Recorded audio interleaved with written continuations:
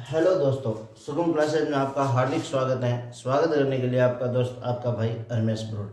पिछले हमने आदिकाल से संबंधित बात की थी, जिसके अंतर्गत हमने आदिकालीन साहित्य पढ़े थे, आदिकाल के प्रमुख साहित्य या प्रमुख ग्रंथ पढ़े थे, जिसके अंतर्गत हमने आचार्य रामचंद्र शुक्ल जी का पढ़ा था हिंदी साहित्य का इतिहास, और नगेंद्र जी का हिंदी साहित्य का वृत्त इतिहास, हिंदी साहित्य के आलोचनात्मक इतिहास राम कुमार वर्मा जी का पढ़ा था, और दूसरा इतिहास पढ़ा था बच्चन सिंह का पढ़ा था, और उसके बाद अधूरा इतिहास किसका पढ़ा था? अधूरा इतिहास पढ़ा था मोहन अवस्थी सर। ठीक है। उसके बाद में हमने पढ़ा था वो हिंदी काव्य धारा पढ़ा था, राहुल सांकृत्यन जी का पढ़ा था। और उसी क्लास को हम आज निरंतर आगे बढ़ाते हैं और अपनी क्लास को प्रारंभ करते हैं। वही चीज हिंदी साहित्य हिंदी साहित्य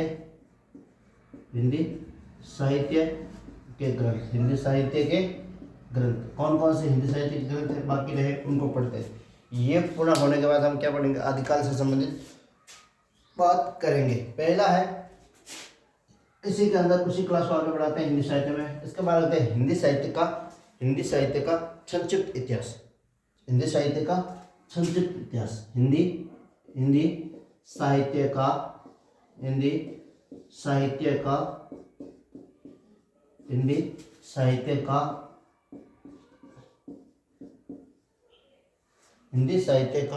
संक्षिप्त इतिहास। हिंदी साहित्य का संक्षिप्त इतिहास किसका है? इतिहास कैसे यार? नंद दुलारे वाजपेयी। नंद दुलारे वाजपेयी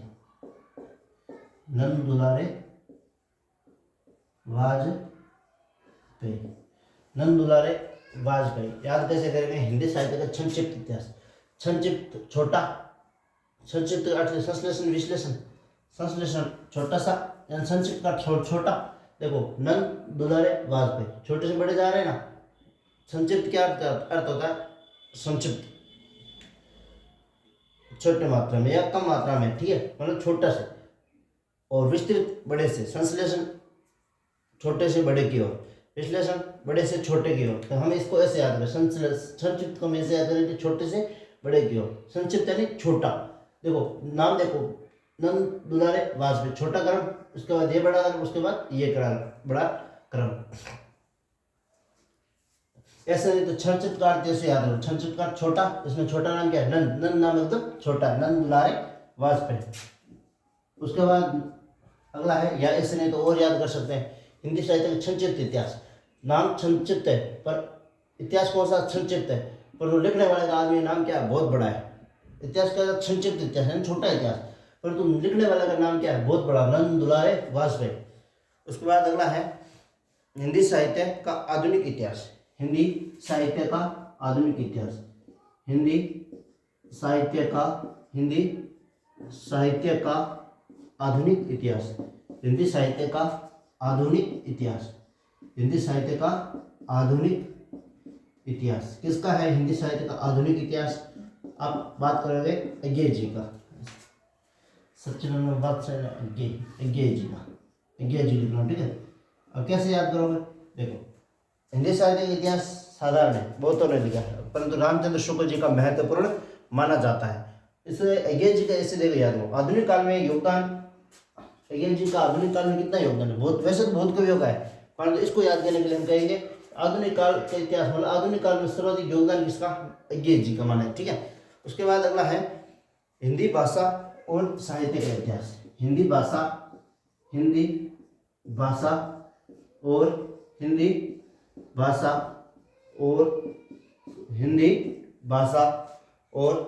साहित्य का इतिहास। हिंदी भाषा और साहित्य का इतिहास। हिंदी भाषा और साहित्य का इतिहास, यह है चतुर्सेन शास्त्री का। किसका है? चतुर्सेन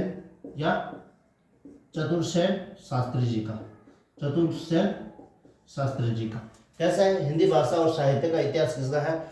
चतुर्सेन शास्त्री का। कैसे याद करेंगे? हिंदी साहित्य के इतिहास की बात करेंगे लिखा है, बहुत ने लिखा, रामचंद्र शुक्ल जी ने। परंतु चतुर सेन जी बहुत चतुर निकले। कैसे?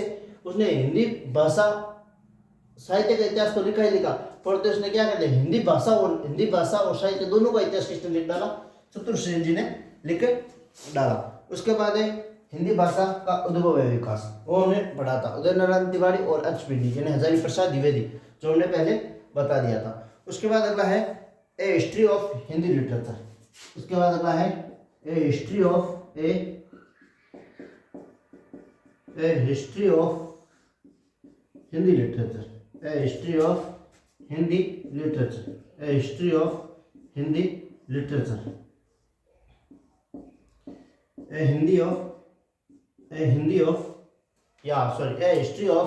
हिंदी लिटरेचर।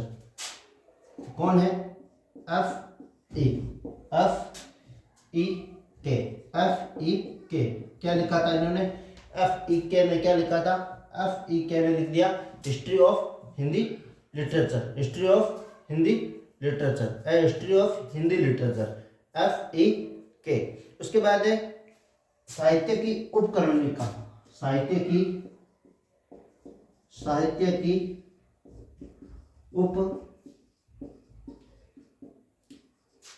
उपक्रमणिका। हिंदी साहित्य की उपक्रमणिका क्या है? पदुमलाल, लिखने वाला नाम क्या है? पदुमलाल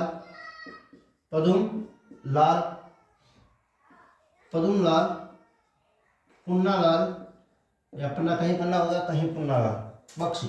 अब देखो कैसे याद करेंगे इसको, देखो उपक्रम,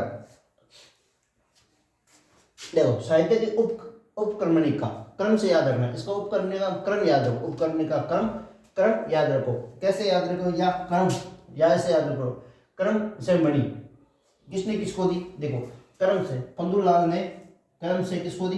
पुन्नालाल को, और बख्शी को क्या दी? मणि दी। क्रम से क्या गया? क्रम देखो, पदुमलाल ने पुन्नालाल को क्रम से क्या दी? मणि दी। पुदुमलाल ने पुन्नालाल को क्रम से क्या दी? मणि दी। उसके बाद अगली रचना, उसके बाद अगली कौन सी रचना है? उसके बाद अगली रचना है हिंदी साहित्य की ऐतिहासिक चर्चा। अगली रचना है हिंदी साहित्य की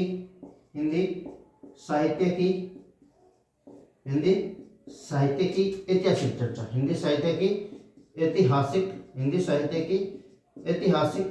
चर्चा। हिंदी साहित्य की ऐतिहासिक चर्चा कौन करते हैं? हिंदी साहित्य में ऐतिहासिक चर्चा कौन करते हैं? ऐतिहासिक चर्चा करने वाला व्यक्ति कौन है? गंगाराम जी। कौन है? गंगाराम जी शर्मा। गंगाराम जी शर्मा की क्या होती है? हिंदी साहित्य में ऐतिहासिक चर्चा होती है। उसके बाद है हिंदी साहित्य का सांकेतिक इतिहास।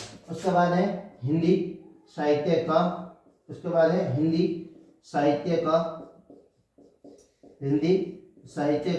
सांकेतिक इतिहास। हिंदी साहित्य का सांकेतिक इतिहास।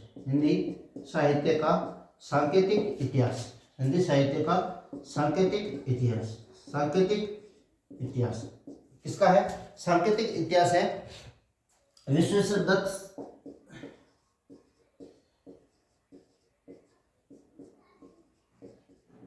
विश्वेश्वर दत्त शर्मा। कैसे याद करेंगे? देखो ऐतिहासिक चर्चा किसकी होती है? हिंदी साहित्य में गंगाराम जी की होती है। और संकेत कौन देता है? हिंदी साहित्य में संकेत अगर एक सांकेतिक होता है तो संकेत कौन देता है? हिंदी साहित्य में विश्वेश्वर दत्त शर्मा देते हैं। एक बार और बताएं, हिंदी साहित्य के संक्षिप्त इतिहास संक्षिप्त है, नाम बड़ा है किसका? नंद दुलारी वाजपेयी का। हिंदी साहित्य का आधुनिक इतिहास, आधुनिक काल में योगदान किसका? अय्यर जी का। हिंदी भाषा और साहित्य का इतिहास, साहित्य का इतिहास तो बहुत लिखा हिंदी साहित्य का, परंतु चतुर्थ है, उसने क्या किया? भाषा और साहित्य दोनों का क्या लिख दिया? इतिहास लिख दिया। A history of Hindi literature, F.E.K. ठीक याद रखना, ठीक है। साहित्य की उपक्रमणिका कैसे याद करोगे? पुन्नालाल ने पुन्नालाल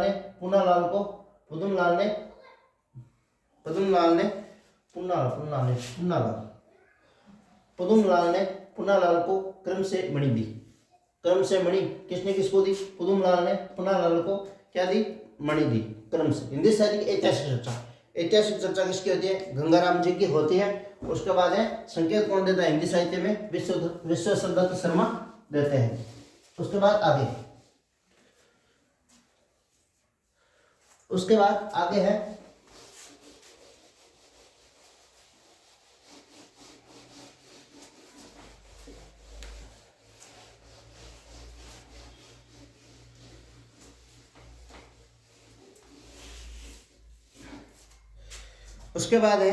हिंदी साहित्य का अद्यतन इतिहास। हिंदी साहित्य का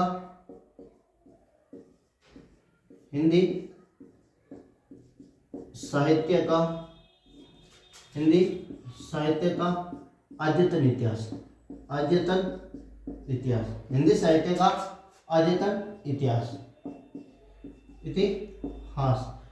अद्यतन इतिहास किसका है?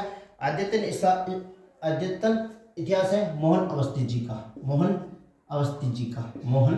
अवस्थी कैसे याद रहोगे? मैंने तो याद है, देखो अद्यतन अवस्थी, मैंने ऐसे अद्यतन नाम आता है अवस्थी, अद्यतन अवस्थी, मोहन अवस्थी अद्यतन। हिंदी साहित्य का अद्यतन इतिहास है मोहन अवस्थी जी का। कैसे याद करेंगे? हिंदी साहित्य का अद्यतन इतिहास, अद्यतन इतिहास मोहन अवस्थी, अद्यतन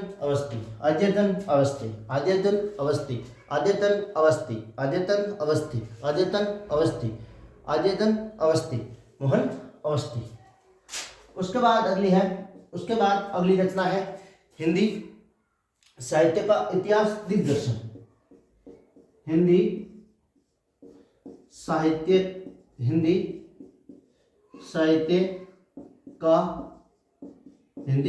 का इतिहास दिग्दर्शन।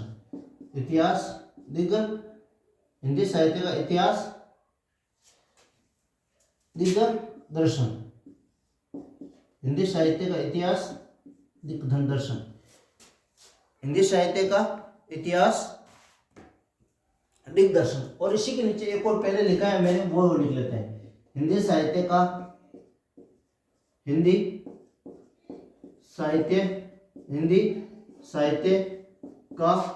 इतिहास दर्शन, दोनों साथ में याद हो जाए, ठीक है?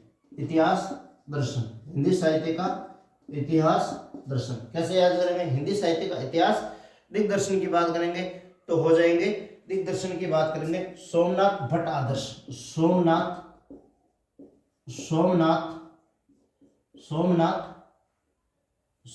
क्या है? सोमनाथ भट्ट आदर्श।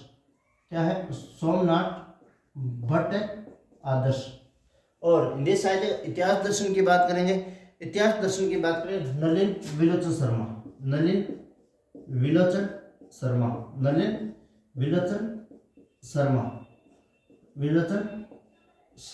अब देखो याद करेंगे इतिहास, हिंदी साहित्य का इतिहास दर्शन, मतलब हिंदी साहित्य का दर्शन नाम आते हैं। वैसे तो आप क्या करोगे, दोनों में दर्शन है, कंफ्यूज हो गए तो करते हैं इसका निकाल देंगे। हिंदी साहित्य का इतिहास दर्शन, हिंदी साहित्य में दर्शन किसका करता है? नलिन विलोचन जी की क्या करते हैं? हिंदी साहित्य के इतिहास में हम क्या करते हैं? दर्शन करते हैं। हिंदी साहित्य के इतिहास में दर्शन किसका करते हैं? नलिन विलोचन जी का करते हैं। और बहुत बड़ा दर्शन दिग्दर्शन किसका करते हैं? सोमनाथ भट्ट का क्या करते हैं हम? सोमनाथ भट्ट उसका क्या करते हैं? हिंदी साहित्य में दिग्दर्शन करते हैं। मतलब आदर्श याद रखना, ऐसे याद रखना। आदर्श जो दिग्दर्शन होता है, आदर्श जिसका बहुत ज्यादा आदर्श होता है, आदर्श वे इसका भी है, पर तो आदर्श किसका होता है ज्यादा? जो दिग्दर्शन मतलब बहुत बड़ा उनका क्या होता है? स्वागत होता है, या ऐसे याद रखना, वही ठीक रहेगा। हिंदी साहित्य का इतिहास दिग्दर्शन नाम आते हैं सोमनाथ भट्ट, और दर्शन आते हैं नलिन विलोचन शर्मा। उसके बाद अगला है हिंदी साहित्य का समग्र इतिहास। ये मैंने लिखा है, हिंदी साहित्य का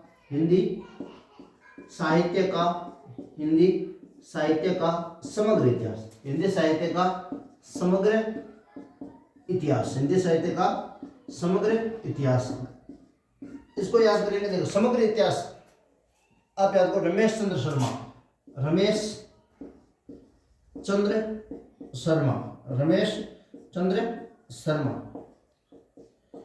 देखो रमेश की जगह मैंने मेरा नाम लिखा, ठीक है। समग्र इतिहास, पूरा इतिहास किसने लिखा? मैंने लिखा, रमेश चंद्र शर्मा। यानी रमेश चंद्र शर्मा ने क्या लिखा है? समग्र इतिहास लिखा है। रमेश चंद्र शर्मा ने क्या लिखा? समग्र इतिहास लिखा है। उसके बाद है हिंदी साहित्य का अध्ययन, हिंदी साहित्य का अध्ययन। अगली रचना है हिंदी, अगली रचना है हिंदी साहित्य है, हिंदी साहित्य का अध्ययन। अगली रचना कौन सी है? हिंदी साहित्य का अध्ययन। हिंदी साहित्य का अध्ययन की जगह हम लिखे हिंदी साहित्य में अध्ययन किसका होता है? गोपाल प्रसाद मिश्र का होता है। गोपाल प्रसाद मिश्र का होता है। गोपाल प्रसाद मिश्र का होता है। गोपाल प्रसाद मिश्र का होता है। कैसे होता है? देखो, हिंदी साहित्य का अध्ययन गोपाल प्रसाद मिश्र के क्यों होता है? क्योंकि वो क्या करते हैं?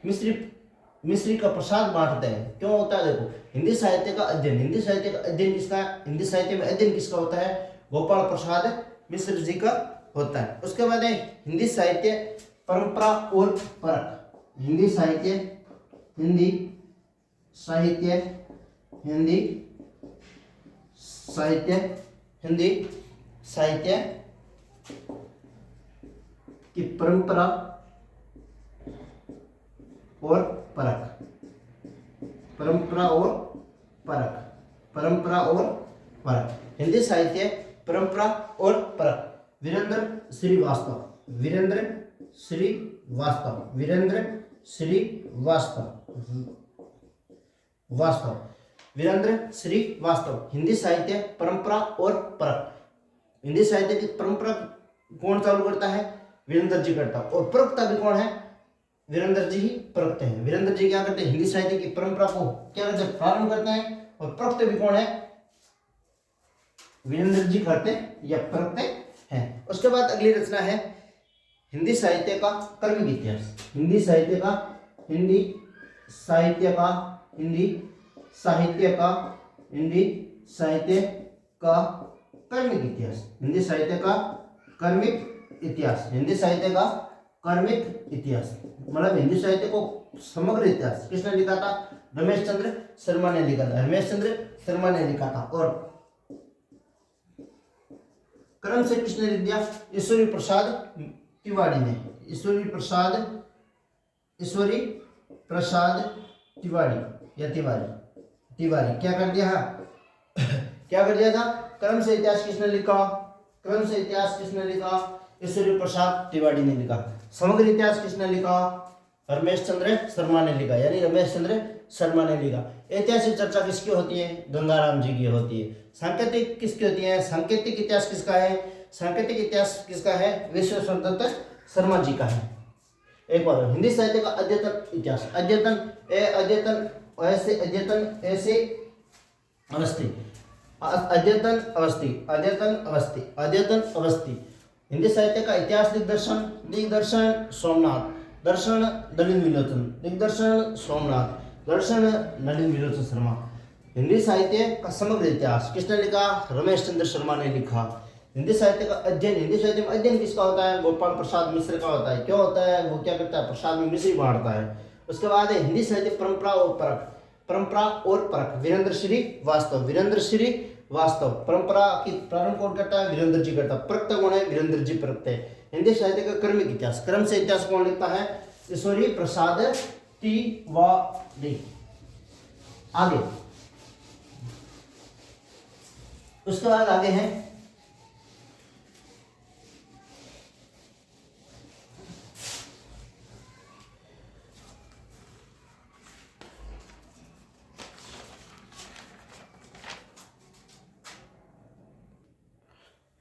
उसके बाद आगे है इसके बाद है हिंदी साहित्य का नवीन इतिहास। उसके बाद अगला है हिंदी साहित्य का नवीन इतिहास। हिंदी साहित्य का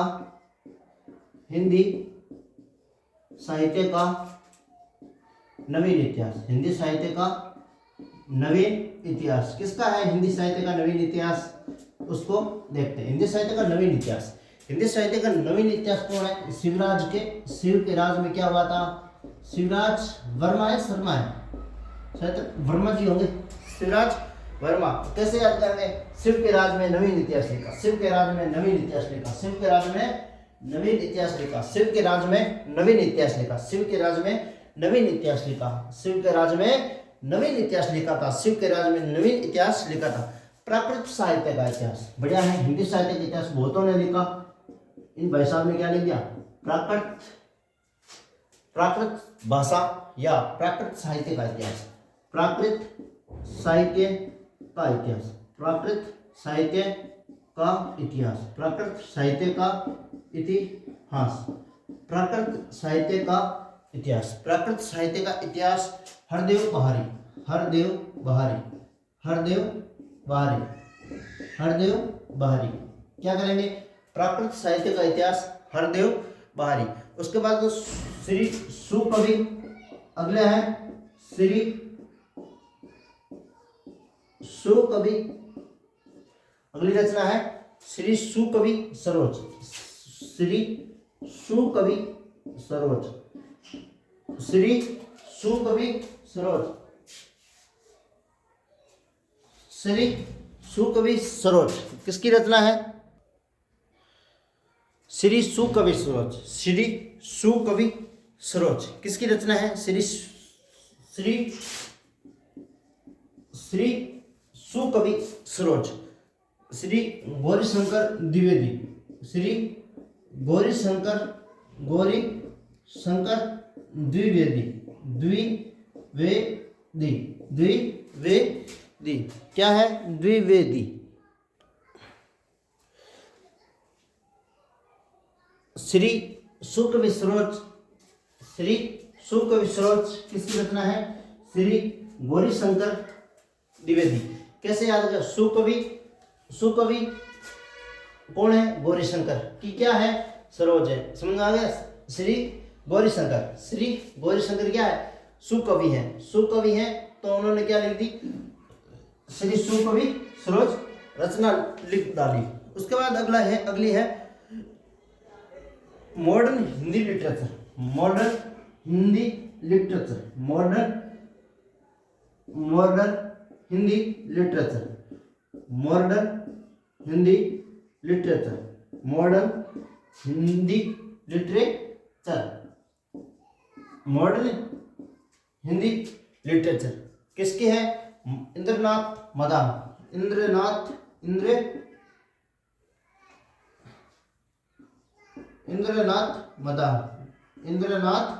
मदान। कैसे याद करोगे? मॉडर्न नाम आते ही आपको समझ में आ गया होगा। गिरिसन जी देखो, modern Hindi literature. Modern Hindi किस मॉडर्न आदमी? वैसे मॉडर्न आदमी कौन है? जॉर्ज गिरिसन, वो अलग है। उनकी रचना कौन सी है? The vernacular literature of northern Hindustan, है ना? ऐसे कुछ सही है। हाँ, मॉडर्न हिंदी लिटरेचर। मॉडर्न आदमी कौन है? वैसे तो गिरिसन है, परंतु इधर भी याद रखना है हिंदी लिटरेचर में कौन है? हिंदी लिटरेचर में मॉडर्न की बात करें, मॉडर्न आदमी है इंद्रनाथ मदान। इंद्रनाथ मदान क्या है? मॉडर्न आदमी है। मॉडर्न आदमी कौन है? इंद्रनाथ मदान। उसके बाद संत साहित्य। संत साहित्य। संत साहित्य। संत साहित्य ये याद रखना। संत साहित्य। संत साहित्य। संत साहित्य की याद रखोगे आप। संत साहित्य है श्री भुवनेश्वर नाथ मिश्र। श्री भुवनेश्वर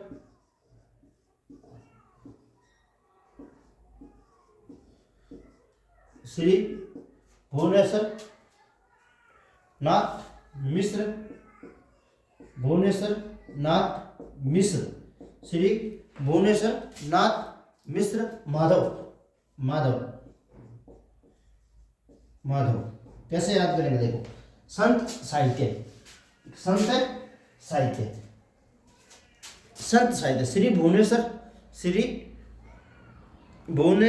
नाथ मिश्र माधव।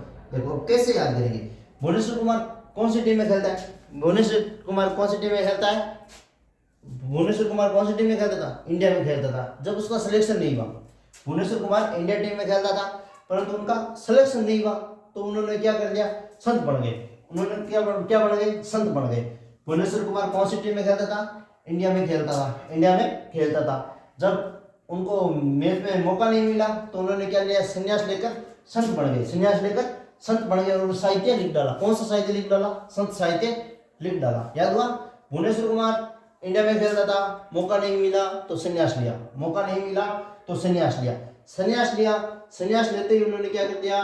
संत बन गए, संत संन्यास लेते संत बने और संत बनते संत साहित्य लिख डाला। उसके बाद अगला, उसके बाद है अगला हिंदी कोविद रत्नमाला, हिंदी कोविद रत्नमाला, हिंदी कोविद रत्नमाला, हिंदी कोविद, हिंदी कोविद रत्नमाला, हिंदी कोविद रत्नमाला। हिंदी कोविद रत्नमाला किसकी है? किसकी है? श्याम सुंदर दास जी की, श्याम सुंदर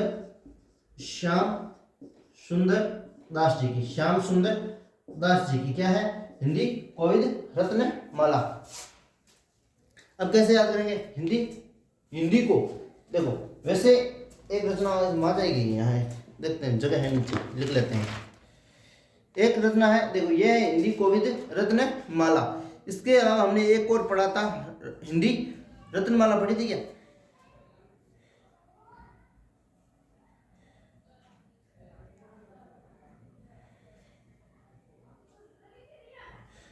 वो हमने पूर्व पीठिका में पढ़ी थी ना, पूर्व पीठिका में एक पढ़ी थी रत्नमाला थी, ऐसे कुछ नाम क्या है, रत्न कवि रत्नमाला। देखो कवि को रत्नों की माला कौन पहनाता है? एक रत्न हम यही लिख लेते हैं, वो पूर्व पीठिका में आ जाएगी, छोड़ेगा। कवि रत्नमाला किसकी है? मुंशी देवी प्रसाद। कवि रत्नमाला किसकी है? मुंशी देवी प्रसाद। कैसे कवि को क्या हुआ? कवि रत्नमाला, कवियों को रत्नों की माला कौन बनाता है? मुंशी देवी प्रसाद बनाता है। वो हिंदी को रत्नों की माला कौन बनाता है? हिंदी को रत्नों की माला किसको कौन पहनाता है? हिंदी को रत्नों की माला कौन बनाता है? श्याम सुंदर दास जी पहनाते हैं। उसके बाद आगे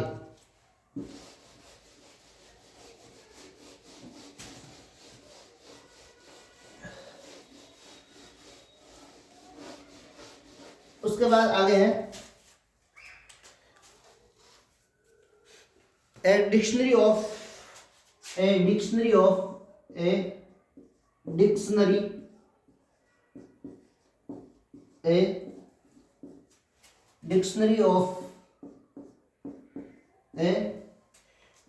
of English and Hindustani, English and a dictionary of English and Hindustani, English and Hindustani। कैसे याद करेंगे? A dictionary of English and Hindustani, John Gilchrist, John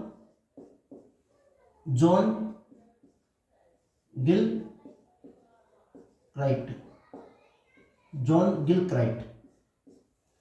देखो डिक्शनरी लिखी है, किसकी लिख दी? इंग्लिश की भी लिख दी और हिंदुस्तानी की भी, हिंदुस्तानी यानी हिंदी की भी लिख दी। इंग्लिश डिक्शनरी और हिंदुस्तानी डिक्शनरी किसने लिखी? जॉन गिलक्राइट ने लिखी। उसके बाद है ऋतिकाल की भूमिका और महाकवि देव, ऋतिकाल की भूमिका। देखो अगली रचना है ऋतिकाल की भूमिका, ऋतिकाल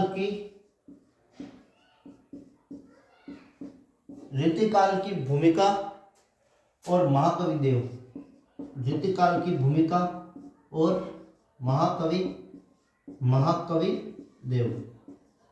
महाकवि देव। ऋतिकाल की भूमिका और महाकवि देव कौन है? नगेंद्र जी की है। ऋतिकाल में भूमिका भी कौन निभाते हैं? देव जी निभाते हैं। और सॉरी ऋतिकाल की भूमिका में ऋतिकाल में प्रमुख कवि कौन है? देव है। प्रमुख कवि कौन है? देव है। तो ये बात कौन कहता है? नगेंद्र जी ये बात कहते हैं। उसके बाद हिंदी साहित्य का समीक्षात्मक इतिहास, हिंदी साहित्य का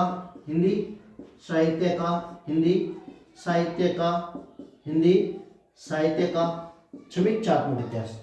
एक संश्लेषण पढ़ा था, एक समीक्षात्मक इतिहास। हिंदी साहित्य का समीक्षात्मक इतिहास कौन लिखता है? समीक्षात्मक इतिहास कौन लिखता है? समीक्षात्मक इतिहास लिखता है वासुदेव सिंह क्या करते हैं, समीक्षात्मक इतिहास लिखते हैं। वासुदेव जी इतिहास लिखते हैं। ये हो गए हिंदी साहित्य के ग्रंथ। उसके बाद हम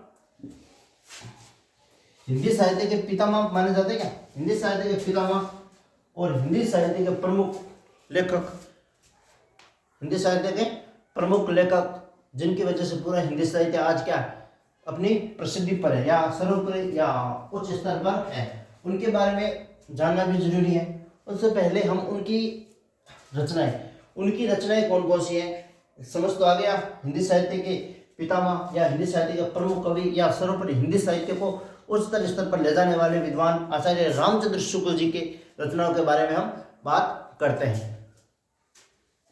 आचार्य रामचंद्र शुक्ल जी की बहुत सारी रचनाएं हैं, जिनमें से सबसे महत्वपूर्ण रचना चिंतामणि मानी जाती है। चिंतामणि मानी जाती है जो 17 सर्गों में विभाजित है। अब हम बात करते हैं आचार्य रामचंद्र शुक्ल जी की कौन कौन सी रचनाएं हैं, उनके बारे में बात करते हैं। मैं लिख सकता हूं आचार्य रामचंद्र, या ऐसे लिख दो आचार्य रामचंद्र शुक्ल जी, आचार्य रामचंद्र शुक्ल जी की रचनाएं,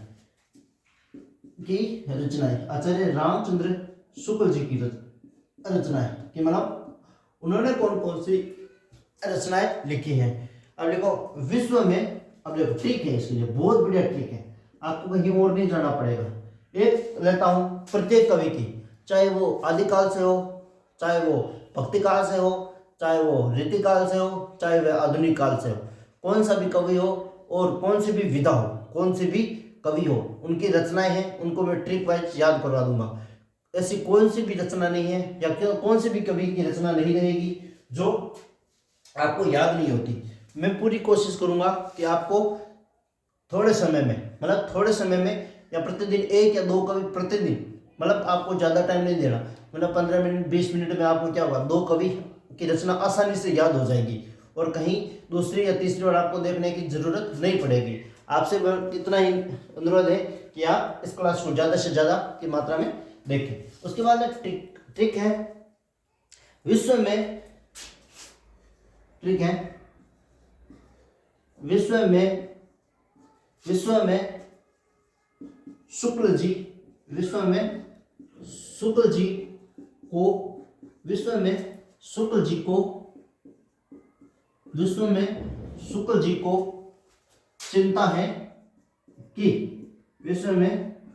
शुक्ल जी को चिंता है कि रस का महान कवि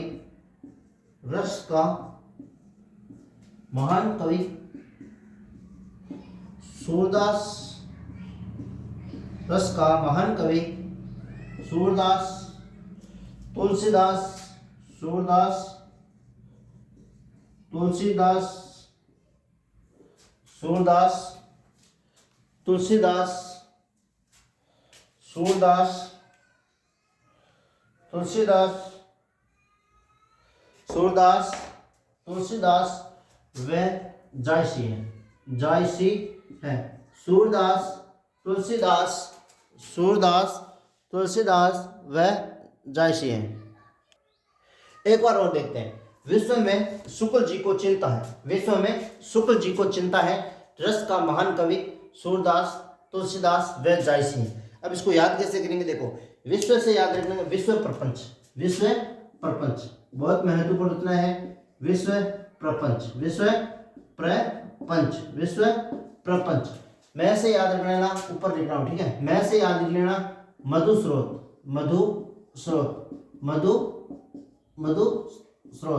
उसके बाद है मधु स्रोत। शुक्ल जी को चिंता है कि रस का महान कवि सूरदास तुलसीदास व जायसी है। चिंता से याद रख लेना चिंतामणि सबसे महत्वपूर्ण रचना मानी जाती है। आचार्य रामचंद्र शुक्ल जी की महत्वपूर्ण रचनाओं की बात करें, उनमें से चिंतामणि सर्वप्रमुख मानी जाती है। उसके बाद अगली रचना है रस सिद्धांत। अगली रचना कौन सी है, आचार्य रामचंद्र शुक्ल जी की है रस सिद्धांत। उसके बाद है अगली महान कवि सूरदास। इसको हम ऐसे याद करेंगे, महाकवि सूरदास, महाकवि सूरदास, महाकवि सूरदास। उसके बाद आगे है महाकवि सूरदास या महान कवि या महाकवि सूरदास। उसके बाद है तुलसीदास से याद करेंगे, महाकवि, महाकवि तुलसीदास, महाकवि तुलसीदास, महाकवि तुलसीदास। और उसके बाद में है जायसी से याद करोगे, जायसी ग्रंथावली, जायसी ग्रंथावली, जायसी ग्रंथावली, ग्रंथावली, ग्रंथावली, ग्रंथावली। विश्व में एक बार देखते हैं, विश्व में शुक्ल जी को चिंता है कि रस के महान कवि कौन है, सूरदास, तुलसीदास व जायसी है। विश्व प्रपंच में से मधुस्रोत, शुक्ल से कुछ नहीं, चिंता से चिंतामणि। विश्व में शुक्ल जी को चिंता है, चिंतामणि की रस सिद्धांत का, इसका रस सिद्धांत का से दो याद रखना, ठीक है। एक ऊपर लिख लेते हैं, एक नीचे याद। काव्य में अभिव्यंजना या काव्य में अभिव्यंजना, कहीं पर अभिव्यंजनावाद लिखा होगा, कहीं पर अभिव्यंजना लिखा होगा। और इसी का ले लेना काव्य में रहस्यवाद, काव्य में रहस्यवाद या रहस्यात्मक, कहीं पर लिखा होगा रहस्यात्मक, कहीं पर लिखा होगा रहस्यवाद। ये याद साथ में रखना, ठीक है। इसका काव्य में अभिव्यंजना, काव्य में रहस्यवाद। और उसके बाद कौन सी है, महाकवि सूरदास, महाकवि तुलसीदास और जायसी ग्रंथावली। उतारो।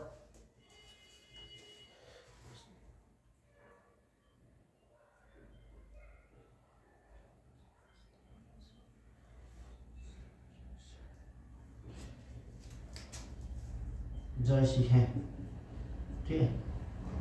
तो फिर आज के लिए बस इतना ही, मिलते हैं आगे की क्लास में। तब तक के लिए जय जवान जय किसान, वंदे मातरम।